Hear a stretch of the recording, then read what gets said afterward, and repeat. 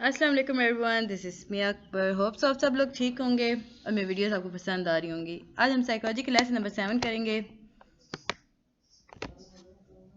तो वीडियो शुरू करने से पहले काइंडली मेरे चैनल को लाइक और सब्सक्राइब कर दीजिएगा। आज हम पढ़ रहे हैं जी हिम्नास्टिक अप्रोच कॉन्जिनेटिव अप्रोच के बारे में। डेट्स याद रखा करें और जो हाईलाइटेड चीज़ होती हैं गाइस वो एमसीक्यूज या क्वेश्चंस में आती हैं और ये मेरा अपना एक्सपीरियंस है। मैंने बहुत ज़्यादा चेक किया है, बहुत ज़्यादा एमसीक्यूज। अगर आपके 60% पेपर आपका हाईलाइटेड ही में से आता है। जो आपके पास ये बुक्स आपको मिलती हैं हैंड आउट्स, ये नेट पर आप डाउनलोड कर लिया करें, इसमें बहुत ज़्यादा होते हैं। जैसे कि अब मैं बता रही हूँ आपको, डेट्स भी याद रखा करें। शुरू करते हैं जी। अब ये यहाँ पे बता रहे हैं ना 1950 और 1960 टाइम, ये वो एरा है जब साइकोलॉजिस्ट जो थे ना वो दो हिस्सों में बटे हुए थे। एक था कि फ्रॉड की तरफ थे कुछ थे और कुछ स्किनर की तरफ थे। फ्रॉड कहता था कि अनकॉन्शियस साइड को देखना चाहिए और स्किनर कहता था ज़रूरी नहीं है, अनकॉन्शियस तो है ही नहीं साइकोलॉजी में। वो कहता था जो चीज़ आंखों से नज़र आती है वही साइकोलॉजी होती है। फिर हम देखते हैं कि आगे चल के ना जो एमनास्टिक साइकोलॉजी होती है वो स्किनर को यूज़ करते हैं। स्किनर के जो मानने वाले थे उन्होंने जाके आगे उस पर थ्योरीज को रिसर्च किया और सारा करके फिर उन्होंने एमनास्टिक साइकोलॉजी की एक ब्रांच बनाई। अब humanistic psychology emerge out of a desire to understand the conscious mind. वही चीज़ देखे जो स्किनर कहते थे। या ये हिम्नास्टिक साइकोलॉजी क्यों इमर्ज हुई, ताकि इंसान को समझ सकें। साइकाइट्रिस्ट चाहते थे कि उनकी एक ख्वाहिश थी कि एक ऐसी ब्रांच होनी चाहिए जिसमें सिर्फ कॉन्शियस माइंड हो, फ्री विल चेक की जाए, ह्यूमन डिग्निटी चेक की जाए, सेल्फ रिफ्लेक्शन और ग्रोथ चेक की जाए। अब जो फ्रॉड कहता था ना कि अनकॉन्शियस को चेक करना है, तो उससे इन्होंने नाम दिया जी साइकोलॉजी में एक the third force. Unconscious net psychology में या बिहेवियरिज्म हिम्नास्टिक अप्रोच में हम देखेंगे तो थर्ड फोर्स के थ्रू हमें दिखाई दी जाएगी। अब ये इस अप्रोच ने फोकस किया ना इंसान के उस आइडिया पर जिसकी वजह से वो अपनी ज़िंदगी कंट्रोल कर सकता है, या उसकी सेल्फ और पर्सनल ग्रोथ और डेवलपमेंट को चेक किया गया या उस पर एम्फसाइज किया गया, यानी इस पर जोर दिया गया। देखते हैं जी मोनास्टिक अप्रोच में ना बहुत ज़्यादा जितनी भी थ्योरीज हमारे पास आई हैं वो सिमिलर और सेम ओरिएंटेशन की होंगी। लेकिन दो थ्योरी ऐसी हैं जो ज़्यादा मशहूर हुई। एक थी एक्सटेंशनल और दूसरी थी फिनोमोलॉजिकल साइकोलॉजी। अब देखते हैं जी हम basic assumption of humanistic approach है क्या चीज़। In order to understand human behavior, we must consider the subjective experience of the person. अब ये कहते हैं जी साइकियाट्रिस्ट पास एक पेशेंट आता है, तो अब साइकियाट्रिस्ट क्या करे, जो उसे चेक करे ना बिहेवियर्स या ह्यूमनास्टिक अप्रोच के थ्रू, तो उसे चाहिए कि वो अंडरस्टैंड करे उस बिहेवियर को जो उस पर्सन को एक्सपीरियंस के नतीजे में उस पर्सन के रवैये में आया। अब वो एक्सपीरियंस चाहे पास्ट का हो या अभी जो रोनमा हुआ हो उसकी ज़िंदगी में। ह्यूमनास्टिक अप्रोच, अच्छा मेन पॉइंट और थीम्स हम चेक कर लेते हैं यहाँ पर। अब हमें यहाँ पे इनके बताए गए हैं सिमिलरिटीज़ के बारे में ना, या इनके डिफरेंस के बारे में। ह्यूमनास्टिक अप्रोच किस चीज़ को चेक करती है, वो एम्फसाइज करती है पर्सन को। याद रखिएगा ह्यूमनास्टिक अप्रोच पर्सन को एम्फसाइज करती है। द साइकोडायनामिक जो होती है ना अप्रोच, वो स्ट्रेस अनकॉन्शियस डिटर्मिनेंट को चेक करती है और behaviour focus upon external determinant. The monastic approach is more optimistic than the other two in the sense that it believes in the person ability and will. अब यहाँ बताया जी monastic approach जो है ना वो बहुत ज़्यादा मशहूर हुई बनिस्बत उन दोनों के, यानी साइकोडायनामिक और बिहेवियर्स अप्रोच के, क्योंकि ये पर्सन की करने की ताकत या उसकी सोच के एक शऊर तक को उसने चेक किया या डिस्कस किया, यानी पर्सनल एबिलिटी और एंड विल। अब जी according to the humanistic thinker, limiting our self to observable behaviour and external stimuli alone is ignoring self person and dehumanising. अब उन्होंने कहा ना जी इंसान जो हिम्नास्टिक थिंकर्स थे ना उनके नज़दीक ये था कि इंसान एक हद तक सोच सकता है, एक हद तक ऑब्जर्व कर सकता है और एक हद तक ऑब्जर्वेबल हो सकता है, यानी एक हद तक किसी चीज़ को महसूस अपने अंदर जज़ब कर सकता है। एक्सटर्नल स्टिमुलाई को लेकर इग्नोर कर सके हर चीज़ को, या थिंकिंग अपने थिंकिंग के सोच को ना जो दूसरे इंसान के बारे में सोच सकता है, और ये डिह्यूमनाइजिंग भी कहलाता है। अब फ्री विल देख लेते हैं कि एमसीक्यूज में आ सकता है। देखें आपके पास फ्री विल है ना, तो आपको कहा जा सकता है human possess the ability to make decision about their life is called dash. तो आपको पता होना चाहिए ये फ्री विल कहलाती है। अब हम देखते हैं सेंटर थीम ऑफ हिम्नास्टिक है। अब सेंटर थीम तो जैसे हमें पता है ह्यूमनास्टिक अप्रोच है तो ह्यूमन ही होंगे। तो यहाँ पे हमें बताते हैं जी ह्यूमन भी कितने कैपेबल हो सकते हैं अपनी डिस्टिनी को शेप करने में, यानी अपने गोल को, अपने हदफ को अचीव करने के लिए। फिर वो सोचते हैं, फिर वो डिज़ाइन करते हैं वो रास्ता जिसके थ्रू वो जाकर वो अपना गोल अचीव कर सकें। फिर अच्छा यहाँ पे एक और इम्पॉर्टेंट चीज़ है जी, here and now is very important. Here and now हमने पीछे पढ़ा था, मास्लो थ्योरी में था कि स्किनर में था, आई थिंक मास्लो में था कि इंसान के लिए ज़रूरी है कि जो काम वो करे अगर उसका रिएक्शन चाहता है तो उसी टाइम करे, उसी स्पेस पे करे। यही वो चीज़ है जी, here and now is important. अब आगे जाके हम बताते हैं जी इंसान की पर्सनैलिटी को पूरा पढ़ना ज़्यादा बेहतर है बनिस्बत इसके कि उसे सेपरेट सेपरेट हिस्सों में करके देखा जाए। होप्स आपको समझ आ रहा होगा। अब देख लीजिए हिम्नास्टिक अप्रोच एम्फसाइज कैसे करती है। आपको पता तो चल गया होगा भी वो इंडिविजुअल को करती है। तो इंडिविजुअल फ्रीडम इन डायरेक्टिंग हिज फ्यूचर, यानी इंसान को वो गोल अचीव करने के लिए, या इंसान अपने मकसद को या अपना फ्यूचर खुद डिटर्मिन कर सकता है। वो फ्रीडम देती है हमें। Capacity of a personal growth check करती है, इंट्रिंसिक वर्थ चेक करती है, potential for self fulfilment check करती है। अब देखते हैं जी इमरजेंस ऑफ ह्यूमनास्टिक अप्रोच। इसमें से दो नाम इंपॉर्टेंट है, कार्ल रॉजर और इब्राहिम मास्लो। ये वो थे जिन्होंने फाउंडर थे ह्यूमनास्टिक अप्रोच के। अब यहाँ बताते हैं जी ह्यूमनास्टिक अप्रोच बनाने की ज़रूरत क्यों पेश आई। तो याद रखिए ये हुआ इसलिए इस तरह था कि जब थ्योरी आई ना साइनोडायनेमिक थ्योरी, इसमें बहुत ज़्यादा एक प्रिसाइज लिमिटेशन थी, यानी एक मुकर्रर हदें थी। तो उनके जो नतीजे में बनी ना वो हिम्नास्टिक अप्रोच थी। अब उन हदों में साइकोएनालिसिस और साइकोडायनामिक्स थ्योरीज में था। अब उन हदों की वजह से ना बिहेवियर्स ने सोचा या उन्हें उन्हें महसूस हुआ कि देखिए ये तो हमें बता दिया गया कि इंसान का बिहेवियर कैसा होना चाहिए, वो इतना हेल्दी होना चाहिए, ये वो, बट उन्होंने ये नहीं बताया कि वो उसके मीनिंग क्या होंगे हमारे नज़दीक। इंसान का बिहेवियर किस हद तक पहुँच कर अच्छा हो सकता है, किस हद तक बुरा हो सकता है, या वो हम कैसे जान सकते हैं कि वो हेल्दी ग्रोथ उसकी हो रही है या नहीं। अब इन्होंने जब ये जिम्नास्टिक अप्रोच बनाई तो इसमें उन्होंने बताया जी, हाँ जी, सारी चीज़ें उन्होंने डिस्कस की, फिर बताया जी देखिए लाइफ का मतलब ये होता है और लाइफ का पर्पस ये होगा। अगर हम किसी को उसका प्रॉब्लम सुनते हैं, समझते हैं, फिर उसके बाद उस चेक करते हैं, प्रिडिक्ट करते हैं, फिर ऑब्जर्व करके प्रिडिक्ट करके चेक करते हैं, तो पता चलता है जी हाँ जी इससे ये मसला था, अब इसका सोल्यूशन ये है। वो चीज़ यहाँ बताई गई। तो हम अब इसके एक फाउंडर को देख लेते हैं, कार्ल रॉजर को। अब रॉजर कहाँ पैदा हुए थे, इंपॉर्टेंट है, एमसीक्यूज में आ सकता है। 1902, 1987, 87 की डेथ हुई, 2 में पैदा हुए। अब वो 1902 में पैदा हुए थे ओक पार्क में, एलिनियस, अ सबयर्ब ऑफ चिकागो। चिकागो का एक कस्बा है ओक पार्क, उसमें वो पैदा हुए। एलिनियस था, मतलब ये इस तरह हो सकता है जैसे हम कहते हैं ना, हम इस गांव में रहते हैं और ये गांव है ज़िला इसका, तहसील इसकी ये है, और ये इस शहर का हिस्सा है।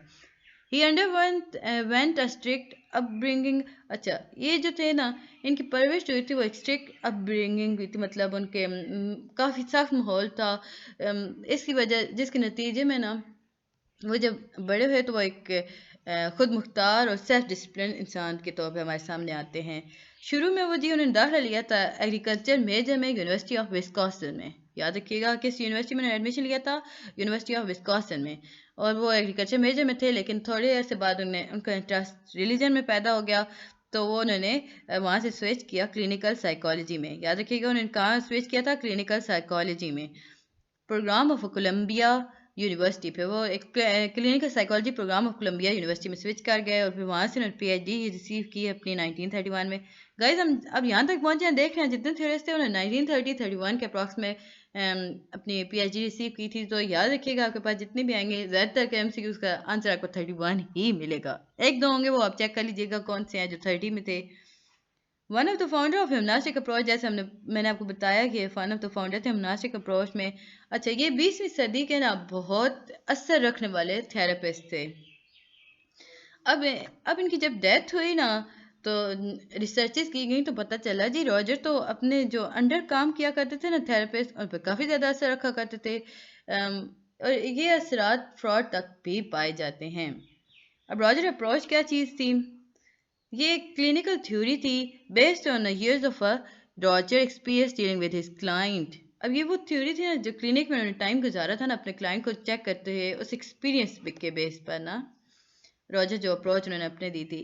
ये एक रिचनेस एंड मेच्योरिटी हिस्ट्री हम देखते हैं, उसमें बहुत रिचनेस थी, बहुत मेच्योरिटी थी, मतलब हर चीज़ को उसने डिफाइन कर रखा था, बेसिक चीज़ों को उन्होंने कर रखा था, और ये ज़्यादातर फ्रॉड से मिलती जुलती थी। A theory well thought out and logical having broad application, वही चीज़ जो मैंने आपको बताई कि उन्होंने हर चीज़ को डिटेल्स में बताया था।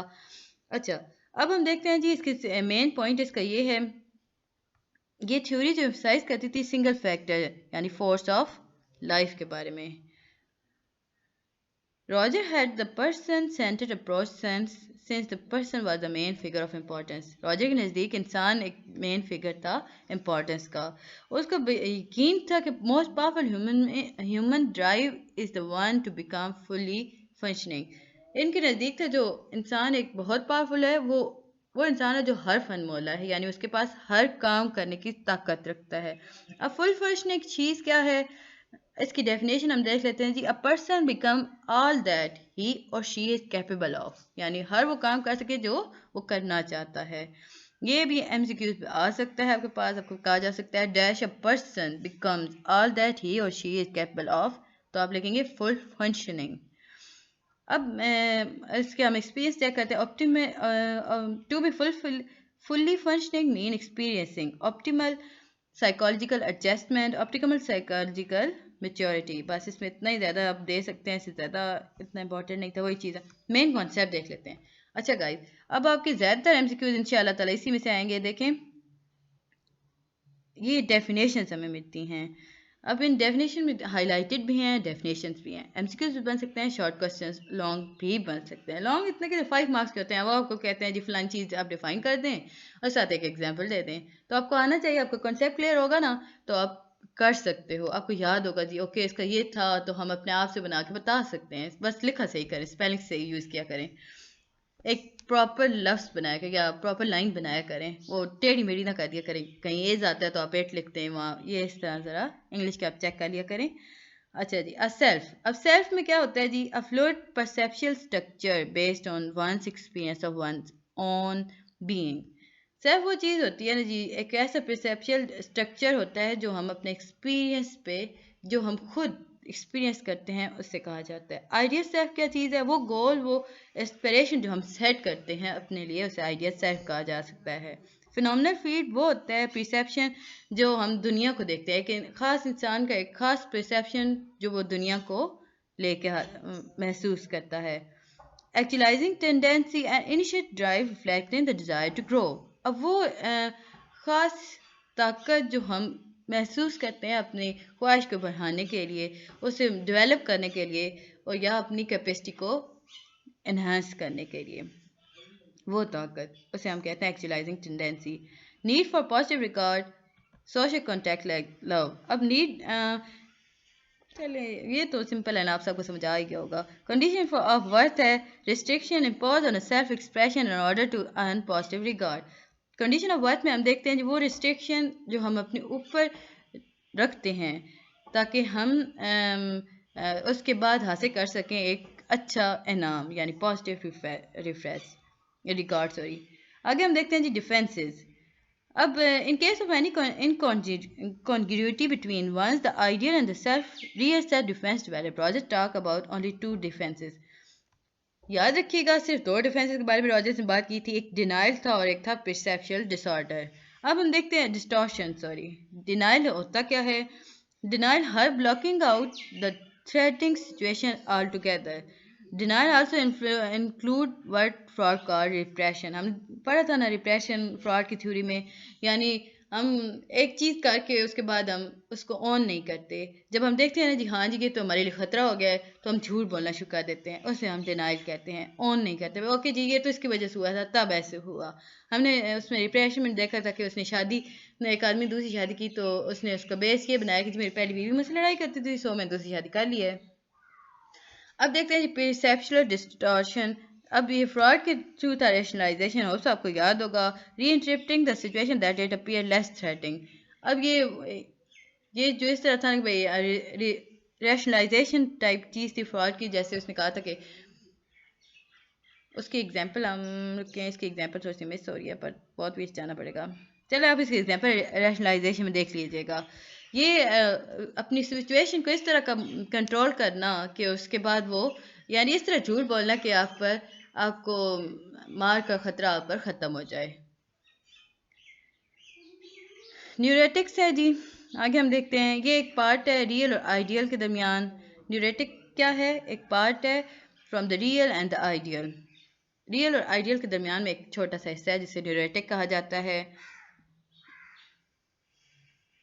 अब ये तब बनता है ना जब हमें महसूस होता है कि हम एक बहुत ख़तरनाक जगह तक पहुंच चुके हैं, यानी एक सिचुएशन ऐसी आ गई है कि अब यहाँ पे बहुत ज़्यादा ख़तरा है। इसमें लेवल ऑफ एंजाइटी जो होता है वो बहुत ज़्यादा हो जाता है। And they use more and more defences. अब यहाँ पर आकर ना जब इंसान फंस जाता है ना बुरे तरीके से, तो वो उसमें एंजाइटी बहुत ज़्यादा बढ़ जाती है, तो वो बहुत ज़्यादा डिफेंस बहुत ज़्यादा डिनाई शुरू कर देता है। वो कहता है नहीं जी मैंने तो ऐसे किया ही नहीं था, वो मतलब डिनाई करना शुरू कर देता है। इस सारी चीज़ को हम न्यूरोटिक्स कहते हैं। इसके बाद अच्छा, इसके असर इंसान पे क्या होता है या सेंसेस पे क्या होता है, वो सारी बिखर जाती हैं।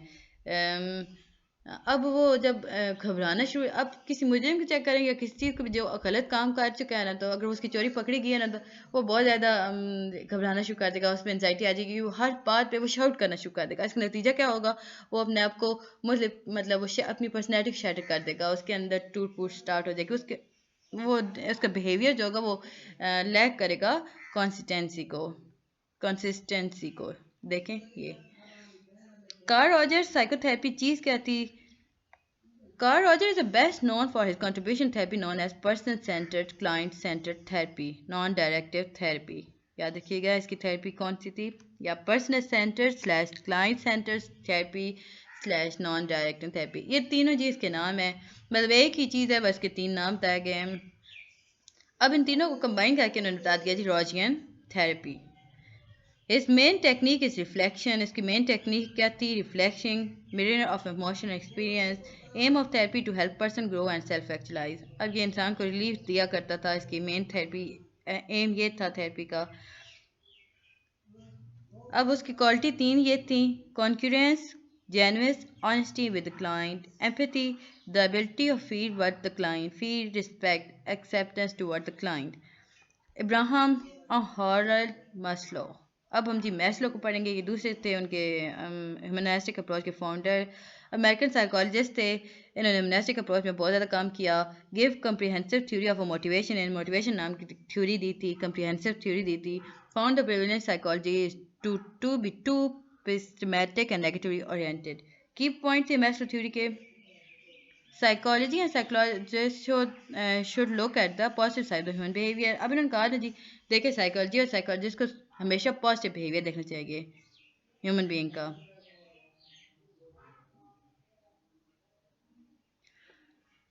अब उन्होंने कहा जी peoples need are not low level और बेस। अब इंसान की जो ख्वाहिश होती है वो कभी थोड़ी या एक सतह तक नहीं रहती, मतलब अब उसके पास एक पॉजिटिव नीड भी होगी जो न्यूट्रल हो जाती है मतलब वर्स्ट केसेस में, but way not on negative और बेस।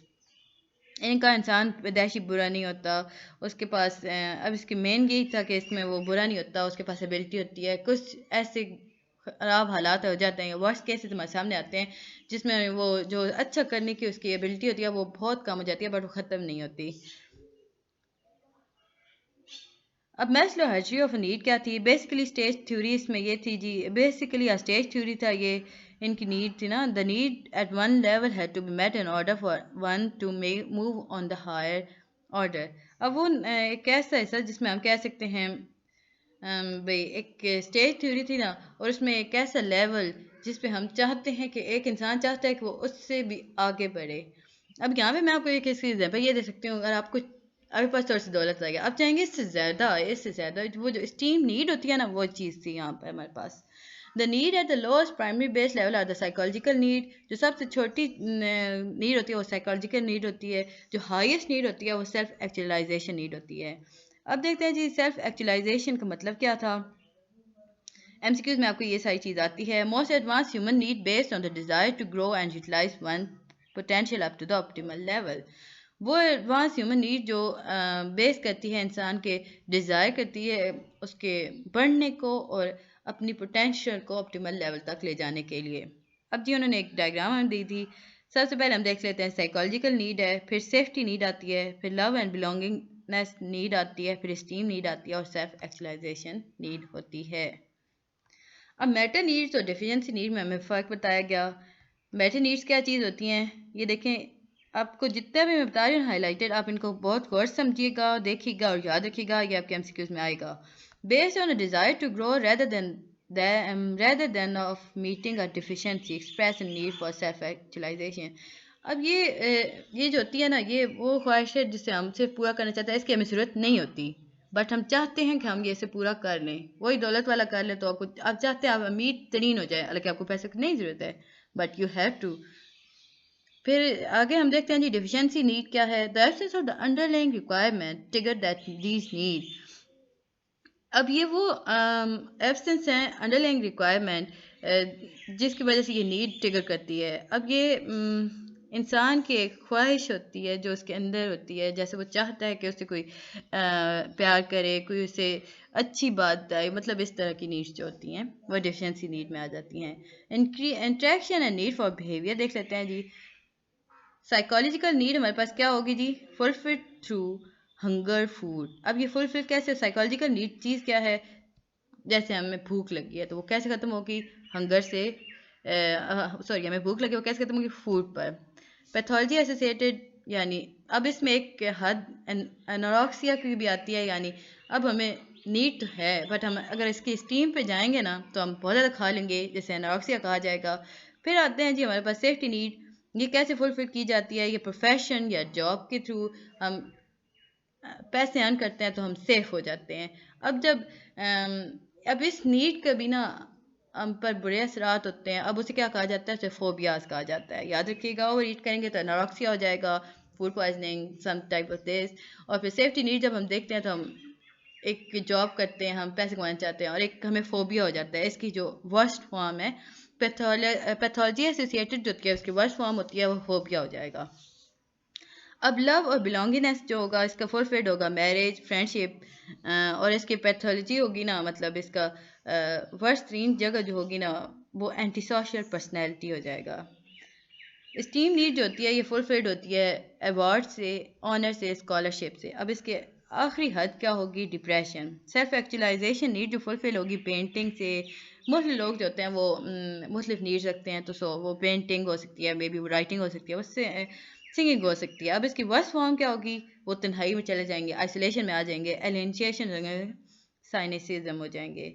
अब क्रिटिसिज्म क्या की गई जी मैस्लो थ्योरी पर जैसे कि उन्होंने सब कुछ बहुत कम्प्रिहेंसिव में बताया, बहुत वेल फॉर्म थ्योरी थी, बट क्रिटिसाइज किया गया उनके कुछ पॉइंट पर।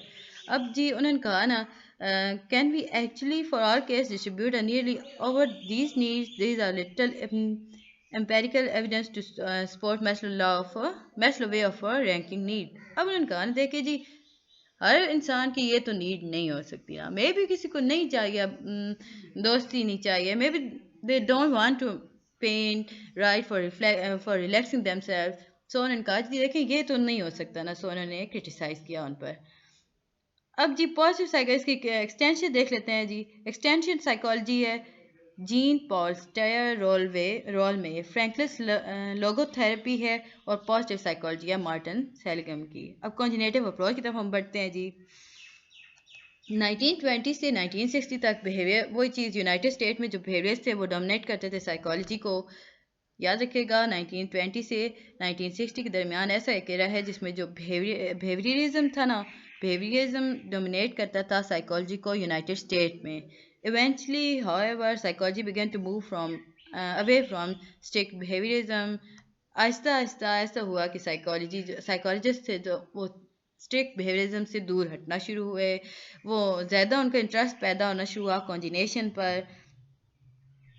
A term used to describe all the mental process involving acquiring, storing, shaping knowledge। अब ये कॉन्जिनेशन चीज़ क्या है, ये एक ऐसी टर्म है जो यूज़ की जा सकती है हर मेंटल प्रोसेस को इन्वॉल्व करने के लिए, जिसमें हम एक्वायर भी कर सकते हैं, स्टोर भी कर सकते हैं और यूज़ कर सकते हैं नॉलेज को। Such processes include perception, memory, thinking, problem solving, imagining, and language. A psychology study of a conjugation become known as conjugative psychology। अब जो conjugation की जो psychology study थी ना, उससे आहिस्ता आहिस्ता करते करते वो अब conjugative psychology की ब्रांच बन गई। अब कॉग्निटिव प्रोसेस वर्सेस कंप्यूटर हम देख लेते हैं। रुकें, कितना है ये हमारे पास है। अब एक reason psychologist renewed interest in a mental process invention of the computer. अब जी एक रीज़न क्यों क्या हुआ जी कॉग्निटिव प्रोसेस का कि इंसानों ने इंटरेस्ट शो किया मेंटल प्रोसेस को चेक करने के लिए, वो था invention of computer. Cognitive theory जब आई तब इन्वेंशन हो चुका था कंप्यूटर का, which provide an attributing metaphor for human mind. The hardware of computer was like to be the brain. अब जो हार्डवेयर था ना वो ब्रेन की तरह था कंप्यूटर का। Computer program provided a step-by-step model of how information from the environment is put in, stored and retrieved and produced response based on the computer metaphor of psychology. अच्छा इन्होंने कहा ना जी देखें, जब कंप्यूटर इन्वेंशन हुआ ना तो साइकियाट्रिस्ट को ना साइकोलॉजिस्ट को ना उन्होंने शो किया इंटरेस्ट को, देखें जी ह्यूमन का माइंड है क्या, उसने कितना कॉम्प्लिकेटेड चीज़ डिज़ाइन कर लिया है। तो उन्होंने चेक किया, फिर उन्होंने उस कॉम्प्लिकेटेड चीज़ यानी कंप्यूटर में चेक किया जो उसका हार्डवेयर है वो सारी ह्यूमन माइंड की तरह है। वैसे ही वहाँ पे सेटअप्स होते हैं, हम क्या उनके पूरे एक सेट बाय सेट या स्टेप बाय स्टेप चीज़ें बनी हुई हैं, मॉडल बने हुए हैं, कैसे वो करते हैं। अब देखते हैं जी the pioneering work of a Swiss psychologist Jean Piaget also inspired psychologist to study cognition. Cognition किसने शुरू की थी? शुरुआत की टाइम पे एक स्विस साइकोलॉजिस्ट से जीन पेगेट, वो इन्होंने साइकोलॉजिस्ट को काफ़ी इंस्पायर किया था कि वो स्टडी करे कॉन्जिनेशन को। During 1920 while administering intelligence test in a school, Piaget became interested in how children think. 1920 में ना जी स्कूल में एक हुआ करता था इंटेलिजेंस टेस्ट। अब पिगर ने जब वो देखा तो उससे इंटरेस्ट पैदा हुआ कि बच्चे सोचते कैसे हैं। उसने बहुत सारे टास्क, बहुत सारे इंटरव्यू क्वेश्चन सेटअप किए ताकि वो जान सके कि स्कूल गोइंग बच्चे क्या सोचते हैं।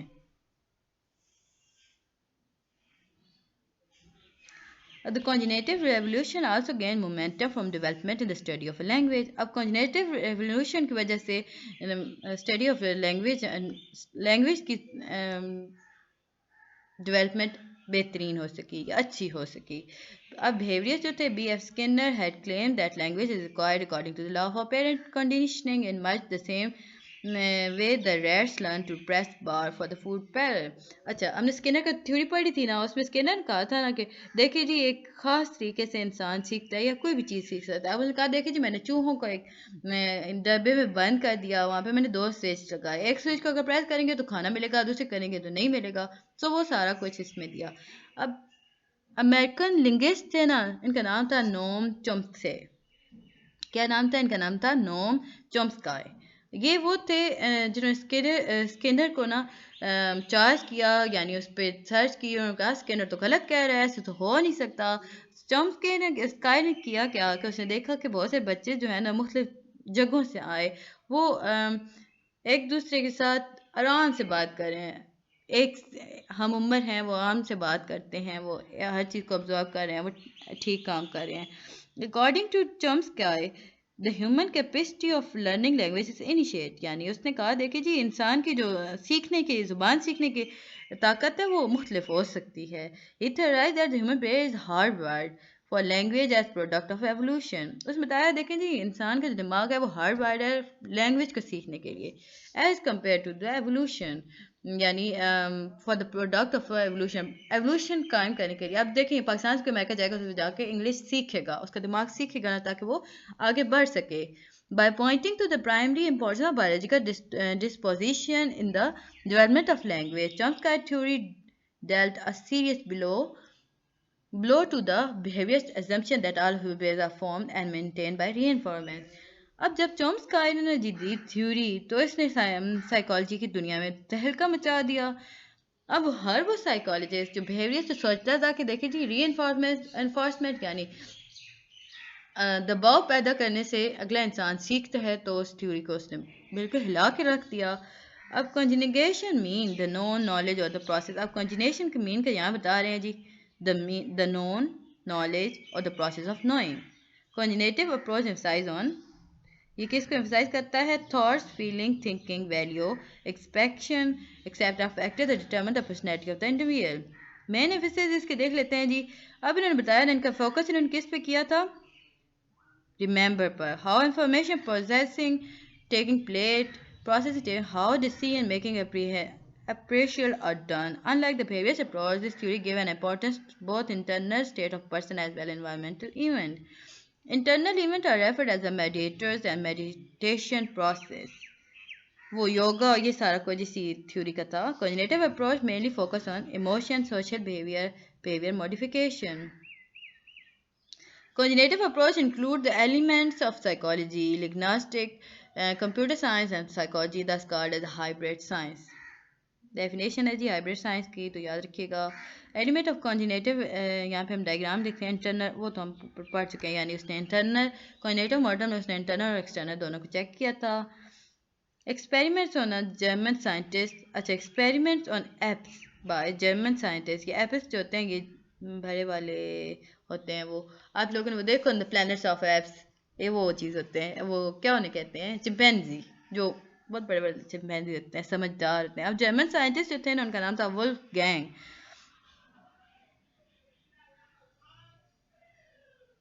Wolfgang Kohler. Discover the use of insight by them in the problem situation. अब उसने देखा ना, उन पे एप्स पर उसने किया, एक्सपेरिमेंट किया, तो उसने देखा जब उनके पास प्रॉब्लम आती है तो उनके अंदर से उसका सोल्यूशन आता है. गाइस आपको पता होगा जैसे कि बंदर जो होते हैं ना, उनका अगर मैदा ख़राब है ना, तो वो क्या खाते हैं, वो जाके ये जो कोयला नहीं होता ये खाते हैं, लकड़ियों का कोयला जो होता है, ये उनसे इनसे इनका मैदा ठीक है. इन्हें अंदरूनी तरीके से इन्हें पता होता है, इनके अंदर इनके दिमाग में बैठा हुआ है जी, इस तरह करने से ये ठीक हो सकता है. अब याद रखिएगा, कोहलर और Tolman played a vital role in laying foundation of a cognitive approach. Cognitive approach, relation between stimulus. Cognitive map. Tolman talk about the cognitive map. उन्होंने कहा था ये बताया था कि relation between stimulus. अब it's not necessary to have an association between stimulus and response. A person can learn without showing any apparent response. अब इन्होंने कहा ना जी, देखें ये तो जरूरी हो नहीं सकता कि इंसान जो कुछ पढ़ रहा है वो साबित भी करे या उस पर वो अमल भी करे. सो वो अंदरूनी तरीके से भी पढ़ सकता है. Emotions and cognitive approach. इसके पायनर कौन थे? Stanley Charter, 1971. According to him, emotion result from the psychological arousal as well as the cognitive apprehensive. देखिए मैं आपको अक्सर डिटेल करके बताती हूँ ताकि आपके एमसीक्यूज में कुछ भी आ जाए. एमसीक्यूज लाजिम बात नहीं, यही चीज़ आपको लिख के दे देंगे, वो अपने अल्फाज में आपसे पूछ सकते हैं, बट होगा ये तो आपको याद हो, आपको पता हो कि हाँ जी ऐसे होता है. Arousal comes first in general in nature. अब स्कैटर थ्योरी ऑफ इमोशन क्या था, ये उसने डायग्राम बना दी. Richard stimulus select incoming car of perception of pounding heart perception arousal. अब उन्होंने कहा देखिए जी, एक स्टिमुलस है हमारे पास, बनता है कि एक कार आ रही है आपके अंदर, एक फियर पैदा होगा, आपका अरोजल होगा, आपका दिल जोर जोर से धड़कना शुरू कर देगा. फिर आपके पास कॉन्जिनेटिव अप्रोच आएगी, यानी लेबल आएगा, आपको डर लगेगा. फिर आपको आखिर में आप फील करेंगे ना भी मुझे डर लग रहा है, तो आखिर में आपके पास एक इमोशन आ जाएगा जिसे हम कहते हैं फियर इमोशन. रिचर्ड लेजेरस 1984 में उन्होंने emotion experience cannot be understand unless we understand how what goes on the environment is be evaluated. Hope so आपको समझ आ रहा होगा. कितना ये रहता है, ये तो मैं बहुत ज़्यादा भी रहता है. चलिए जी, मिलते हैं हम नेक्स्ट वीडियो में. अब मैं भी बता के आपको थक गई और आप भी सुन के थक के होंगे. तो मिलते हैं, मैं इसका सेकंड पार्ट इंशाल्लाह बनाती हूँ. तब तक के लिए अल्लाह हाफिज़, बाय बाय. मेरी वीडियो चैनल को लाइक और सब्सक्राइब जरूर कीजिएगा. देखें मैं आपके लिए कितनी मेहनत कर रही हूँ.